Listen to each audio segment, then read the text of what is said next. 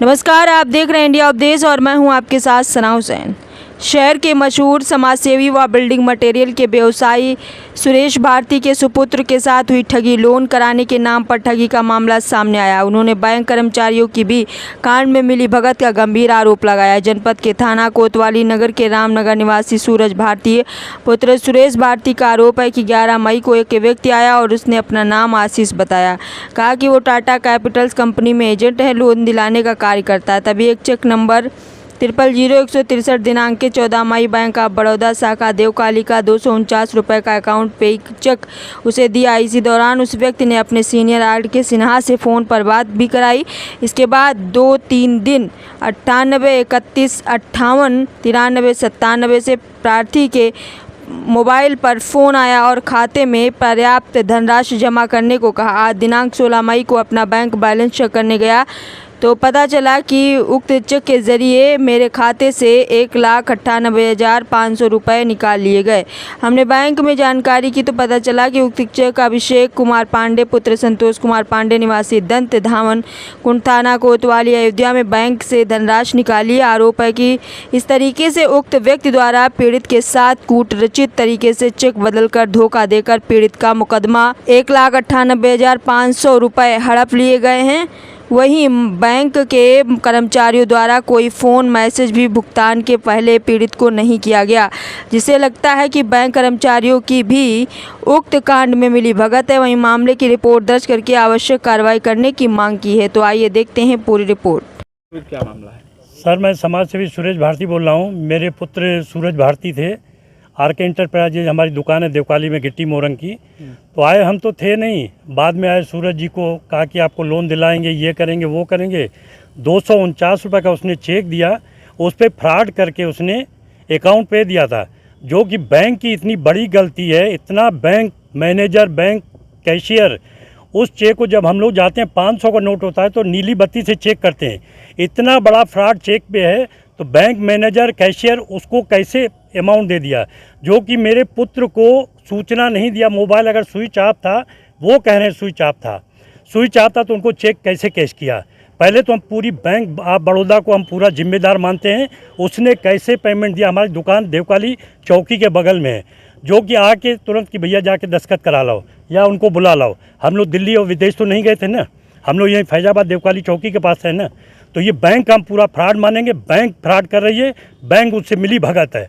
उसको कैसे उसने पैसा दिया और कैसे किया? कौन से ब्रांच का मामला है ये बैंक ऑफ बड़ौदा साकेतपुरी में। चेक देते समय उन्होंने आधार कार्ड की फ़ोटोकॉपी मांगी, पैन कार्ड मांगा, इनका ID कार्ड मांगा। एक चेक का कि दे दीजिए 249 रुपये का। अकाउंट पे ही हमारे लड़के ने 249 रुपये का भर के दिया। सामने देखा और बैरियर चेक नहीं था, 249 रुपये का चेक था अकाउंट पे करके। वो गया, क्या उससे चेक में छेड़छाड़ किया ये हम लोग को नहीं मालूम। चेक जूम करके देखिए, चेक में कितनी करप्शन है, कितनी छेड़छाड़ है, वो बैंक मैनेजर भी नहीं देख रहा है, न वहाँ का कैशियर देख रहा है। पुलिस विभाग हो चुकी है, सब चीज़ हम लोगों ने कार्रवाई किया है। हम लोग को बस अपना पैसा चाहिए, ब्याज सूद समेत चाहिए। और ये सबके साथ फ्रॉड ना हो, जो हमारे साथ फ्रॉड हुआ है सबके साथ फ्रॉड हो रहा है।